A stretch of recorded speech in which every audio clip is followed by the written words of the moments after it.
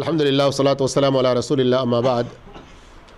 ہمارے بلوغ المرام سے کتاب الصیام کا جو درس ہم نے شروع کیا اس میں نفلی روزوں کا ذکر ہم پڑھ رہے تھے، جس میں سے پہلی حدیث حضرت ابو قتادہ رضی اللہ عنہ کی پڑھ چکے ہیں اور اس حدیث کی تشریح باقی تھی.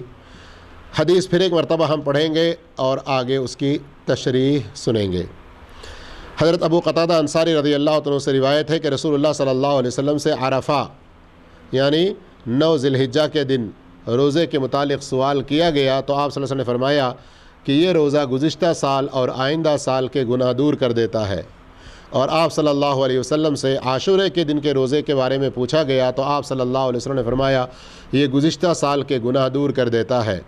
اور آپ صلی اللہ علیہ وسلم سے سوموار کے دن کے روزے کے بارے میں پوچھا گیا تو آپ نے فرمایا کہ اس دن میں پیدا ہوا اور اسی دن مجھے نبوت دی گئی اور اسی دن مجھ پر قرآن اتارا گیا. تو اس میں سے عرفہ کے بارے میں تو عرفہ کے روزے کے بارے میں سن چکے ہیں. عاشورے کا روزہ، عاشورے کا روزہ کا مطلب کیا ہے؟ محرم کی 10ویں تاریخ کا روزہ. یہ 10ویں تاریخ اللہ رب العالمین کے بڑے انعامات والا دن ہے. موسیٰ علیہ السلام نے بھی بطور شکرانے کے اس دن روزہ رکھا. نبی کریم صلی اللہ علیہ وسلم نبوت ملنے سے پہلے بھی روزہ رکھا کرتے تھے. مدینہ ہجرت کرنے سے پہلے مکہ میں بھی روزہ رکھا کرتے تھے. مدینہ آنے کے بعد بھی آپ صلی اللہ علیہ وسلم نے باقاعدہ اس روزے کا حکم دیا. بلکہ صحیح بخاری صحیح مسلم کی حدیثوں سے پتہ چلتا ہے کہ رمضان کا روزہ فرض ہونے سے پہلے عاشورے کا روزہ فرض روزے کے درجے میں تھا. البتہ نبی کریم صلی اللہ علیہ وسلم کی وفات سے پہلے آپ صلی اللہ علیہ وسلم نے یہ تعلیم دی اور آپ نے اس خواہش کا اظہار فرمایا کہ اگر میں اگلے سال زندہ رہوں گا تو 10 کے ساتھ 9 تاریخ کا بھی روزہ رکھوں گا. اس لیے کہ یہود بھی اس دن کا روزہ رکھتے ہیں تو ان سے مخالفت بھی اس میں مقصود ہے. تو اس طرح سے 10ویں محرم کا ہی نہ رکھا جائے بلکہ اس سے ایک دن پہلے کا بھی رکھا جائے.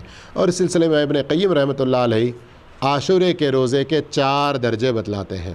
پہلا درجہ ہے کہ 9، 10، 11 3 دن کے روزے رکھنا. دوسرا درجہ ہے 9 اور 10 کا روزہ رکھنا. تیسرا درجہ ہے 10 اور 11 کا روزہ رکھنا. چوتھا درجہ ہے صرف 10 کا رکھنا. تو ان میں کون سا افضل ہے؟ بعض علماء نے 9، 10، 11 کے بارے میں کہا، لیکن اللہ کے رسول صلی اللہ علیہ وسلم کی جو خواہش تھی نا اس اعتبار سے اگر دیکھا جائے تو سب سے افضل کیا ہے؟ 9 اور 10.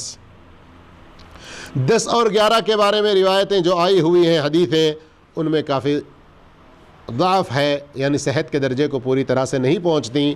لیکن اگر کوئی 9 کو نہیں رکھ سکا کسی وجہ سے 10 کے بعد 11 کو بھی رکھ لیا تو کوئی حرج کی بات نہیں ہے. 10 کے روزے کی اجازت بھی دی گئی ہے اس لیے کہ اللہ کے رسول صلی اللہ علیہ وسلم ایک عرصے سے 10 کا روزہ ہی رکھتے ہوئے آ رہے تھے.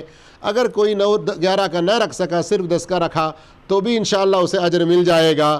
لیکن بہتر طریقہ پھر بھی نہیں ہے، اس لیے کہ یہودیوں کی مخالفت بھی کرنا چاہیے. اس کی تعلیم اللہ کے رسول صلی اللہ علیہ وسلم نے دی ہے. تو عاشورے کا روزہ سمجھ میں آ گیا نا؟ اتنا خلاصہ کافی ہے، باقی تفصیلات انشاءاللہ محرم کے مہینے میں سنیں گے. اب آئیے آخری اس کے اندر جو سوموار کے روزے کی بات کہی گئی تو آپ صلی اللہ علیہ وسلم سے سوال ہوا سوموار کے روزے کے بارے میں. تو یہاں اس حدیث کے اندر آپ صلی اللہ علیہ وسلم نے سوموار کے روزے کی فضیلت نہیں بتائی، صرف کیا ذکر فرمایا؟ اس دن میں پیدا ہوا، اس دن مجھے نبوت ملی، اس دن مجھ پر قرآن اتارا گیا، ہے نا؟ البتہ دوسری حدیثوں سے ہمیں اس کی فضیلت بھی معلوم ہوتی ہے. وہ کیا؟ کہ سوموار کے دن اعمال اللہ کی بارگاہ میں اٹھا لیے جاتے ہیں. اتنا ہی نہیں بلکہ اللہ تعالیٰ کہتا ہے، جیسے کہ مسلم شریف کی حدیث میں ہے، سوموار اور جمعرات دونوں دن اللہ کی بارگاہ میں بندوں کے اعمال پیش ہوتے ہیں. اللہ رب العالمین کہتا ہے سب کی مغفرت کر دو سوائے مشرک اور اس آدمی کے جو اپنے کسی بھائی سے بات چیت چھوڑے ہوئے ہے. کسی اپنے بھائی کے بارے میں اپنے دل میں کینہ کپٹ رکھا ہوا ہے. یہ بہت خطرناک بات ہے. اس لیے ہم اللہ سے ڈریں. جمعرات اور سوموار یہ 2 دن، ان کی یہ فضیلت ہمیں حدیثوں اور دوسری حدیثوں سے ملتی ہے. لیکن آئیے بات آ گئی سوموار جمعرات کی اور اعمال اٹھائے جانے کی، تو مختصراً 2 باتیں. آج کی ہمارے یہاں سعودی عرب کی تاریخ کے مطابق 15واں شعبان مکمل ہو گیا. ابھی جس رات میں ہم داخل ہوئے ہیں یہ 16ویں شعبان کی رات ہے، اور کئی سارے لوگ 15ویں شعبان کی رات کے بارے میں بڑا یہ پکار اٹھاتے ہیں، شور مچاتے ہیں، جاگنے کرنے کے بارے میں، روزہ رکھنے، قبرستان کی زیارت اور پتہ نہیں کیا کیا اعمال کے بارے میں، ہزاری نماز اور قل هو اللہ احد 100 مرتبہ پڑھ کے کیا کیا رکعتیں ادا کرنا ہے. یہ سب مسئلے میرے بھائیوں ان میں سے کوئی ایک بات بھی کسی بھی صحیح حدیث سے ثابت نہیں ہے. ایک حدیث صرف کہتے ہیں کہ 15ویں شعبان کے بارے میں جو متعدد صحابہ سے مروی ہے، متقدمین علماء نے اس کو ضعیف قرار دیا، لیکن متاخرین علماء میں سے کچھ نے اس کو صحیح کہا ہے. لیکن اس کے اندر صرف اتنی بات ہے کہ 15ویں شعبان کی رات کو اللہ دنیا والوں پر نگاہ فرماتا ہے اور سوائے مشرک اور مشاہن کینہ کپٹ رکھنے والے کے ان دونوں کے علاوہ سارے لوگوں کی مغفرت کر دیتا ہے. لیکن اگر اس کو صحیح مان بھی لیا جائے تو اس کے اندر نہ جاگنے کا کوئی ذکر ہے، نہ اس کے اندر کسی عبادت کا ذکر ہے، نہ اس کے دن میں کوئی روزے کا ذکر ہے. البتہ یہ جو کچھ کام کرتے ہیں اس کے بارے میں جو حدیثیں پیش کرتے ہیں ان میں سے کوئی ایک بھی صحیح نہیں ہے، اور اللہ کے رسول صلی اللہ علیہ وسلم نے، صحابہ اکرام نے ایسا کوئی عمل نہیں کیا. ترمذی کی جس حدیث سے لوگ دلیل پکڑنے کی کوشش کرتے ہیں کہ 15ویں شعبان کی رات کو عائشہ رضی اللہ عنہا نے اللہ کے رسول صلی اللہ علیہ وسلم کو اپنے بستر پر سے غائب پایا، تلاش کرنے کے لیے نکلیں تو دیکھا کہ آپ صلی اللہ علیہ وسلم بقیع میں ہیں. آگے پوری حدیث کا جو سلسلہ ہے اس سے بھی کچھ لوگ دلیل پکڑتے ہیں، جبکہ خود امام ترمذی رحمۃ اللہ علیہ نے صاف فرما دیا کہ میں نے محمد بن اسماعیل البخاری رحمہ اللہ سے سنا کہ یہ حدیث ضعیف ہے، اس لیے کہ اس حدیث کے اندر جو 2 راوی ہیں انہوں نے اپنے جن استادوں کا ذکر کرتے ہیں ان سے اس حدیث کو سنا ہی نہیں ہے. صاف امام ترمذی نے اس کو ذکر فرمایا ہے لیکن اس بات کو ذکر نہیں کرتے، صرف حدیث پیش کرتے ہیں. اور ایک نقطہ اس حدیث کے اندر بہت غور کرنے کے قابل ہے، وہ کیا؟ تھوڑی دیر کے لیے اگر مان لیں کہ یہ حدیث صحیح ہے، صحیح تو نہیں ہے، اگر مان لیں تھوڑی دیر کے لیے، پھر بھی اس رات کی فضیلت اور اس رات میں قبرستانوں کی زیارت وغیرہ ثابت نہیں ہوتی. کیوں نہیں ہوتی؟ اس لیے کہ اگر سب کے لیے یہ کوئی ایسی نیکی ہے کرنے والی تو کیا آپ صلی اللہ علیہ وسلم سب کو نہیں بتاتے؟ چپ چاپ اپنی بیوی کو بھی خبر نہیں ہونے دے رہے ہیں اور جا رہے ہیں.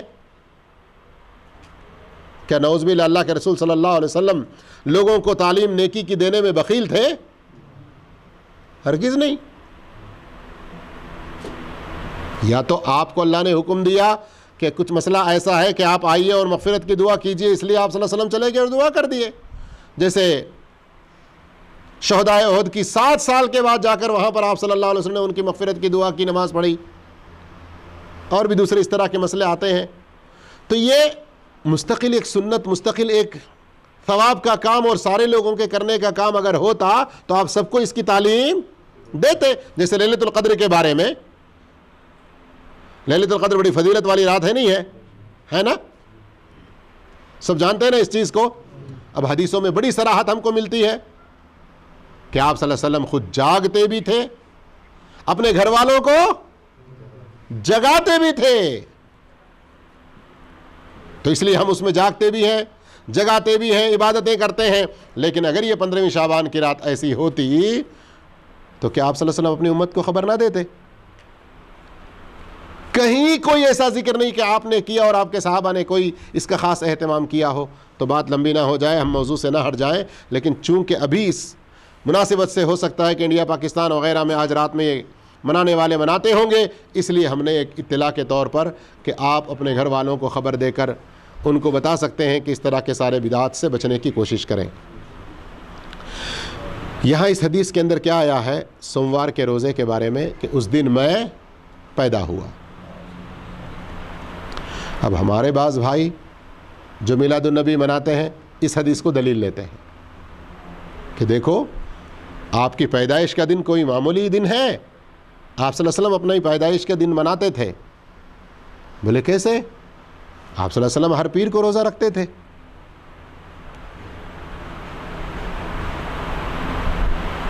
ذرا سنجیدگی سے غور کریں، گنگا الٹی بہ رہی ہے نا، کھوپڑی الٹی ہو گئی ہے نا۔ اگر یہ حدیث دلیل ہے جیسا کہ ہمارے وہ بھائی کہتے ہیں، تو سال میں ایک بار کیوں مناتے ہیں؟ پیر کو منانا چاہیے، صحیح ہے کہ نہیں؟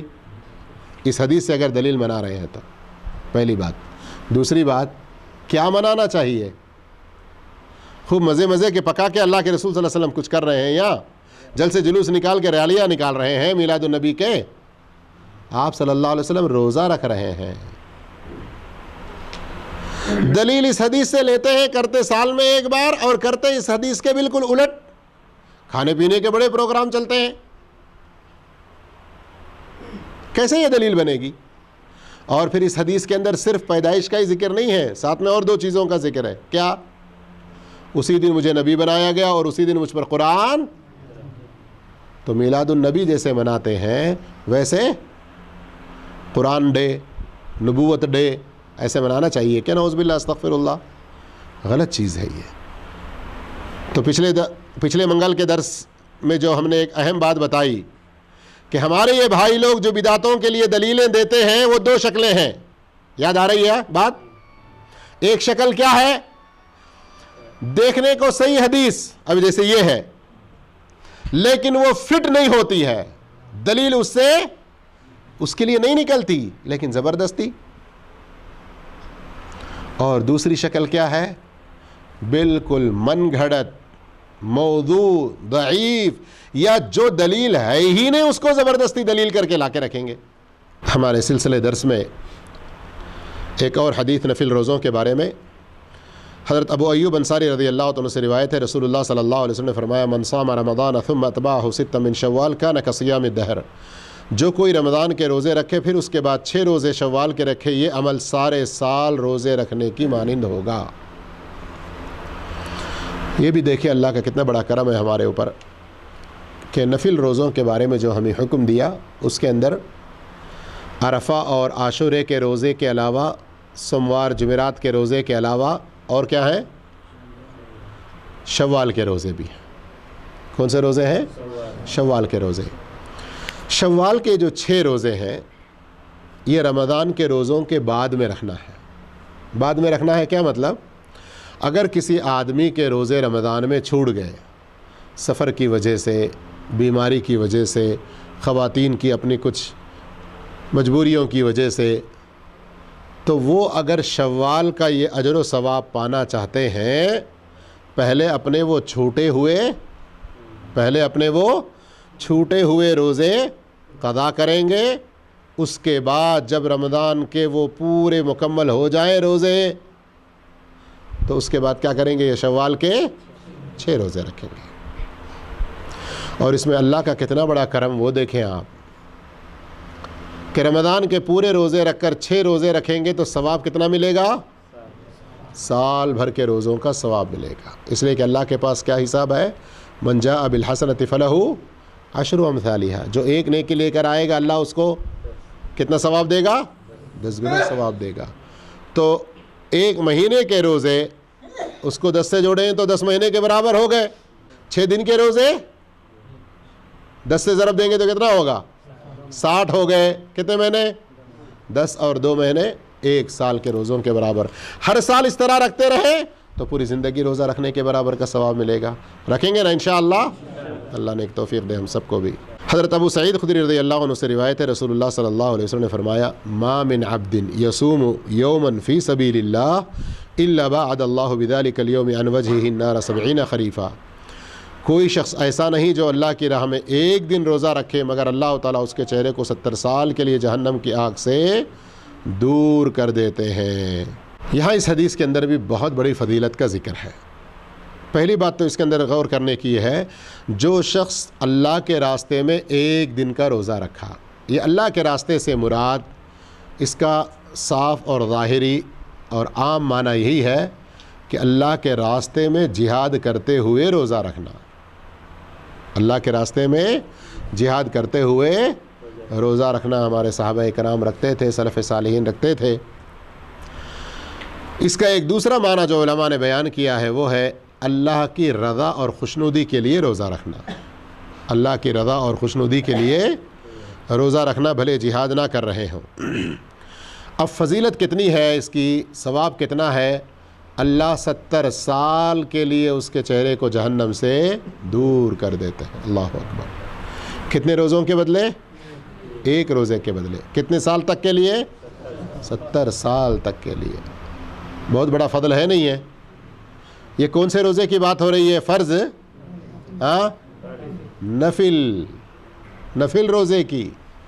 اب فرض روزے کا کتنا بڑا ثواب ہوگا؟ تو رمضان گرمی میں آئے تو چھوڑ دیں گے؟ نہ میرے بھائیو، ایسی ابھی سے آپ لوگ غلط پلاننگ نہ بنائیں کوئی بھی۔ نیکیوں کے لیے یہی ایک سنہرا موقع ہے۔ اللہ ہم سب کو فرض بھی نفل بھی سارے روزے رکھنے کی نیک توفیق عطا فرمائے۔ عائشہ رضی اللہ عنہا سے روایت ہے کہ رسول اللہ صلی اللہ علیہ وسلم روزے رکھتے تھے، یہاں تک کہ ہم کہتے آپ کبھی افطار نہیں کریں گے، اور آپ روزے چھوڑ دیتے یہاں تک کہ ہم کہتے تھے اسی طرح آپ کبھی روزے نہیں رکھیں گے۔ میں نے رسول اللہ صلی اللہ علیہ وسلم کو نہیں دیکھا کہ آپ نے کبھی سوائے رمضان کے کسی مہینے کے مکمل روزے رکھے ہوں، اور میں نے آپ کو نہیں دیکھا کہ کسی مہینے میں آپ نے شعبان سے زیادہ روزے رکھے ہوں۔ اب دیکھیے اللہ کے رسول صلی اللہ علیہ وسلم شعبان میں بکثرت روزے رکھتے، اس سے بات معلوم ہو رہی ہے۔ پوری حدیث کو اگر ہم پھر ایک مرتبہ سمجھنا چاہیں تو حدیث کے شروع حصے میں نفلی روزوں کی بات ہے کہ آپ صلی اللہ علیہ وسلم نفلی روزے کبھی رکھتے چلے جاتے اور کبھی کبھی چھوڑتے چلے جاتے۔ رکھتے تو ایسا رکھتے کہ دیکھنے والا سمجھتا کہ اب روزہ چھوڑیں گے ہی نہیں، چھوڑتے تو کبھی کوئی دیکھنے والا سمجھتا کہ شاید اب روزہ آپ نہیں رکھیں گے۔ مطلب یہ کہ نفلی روزوں کے بارے میں انسان کو اختیار ہے۔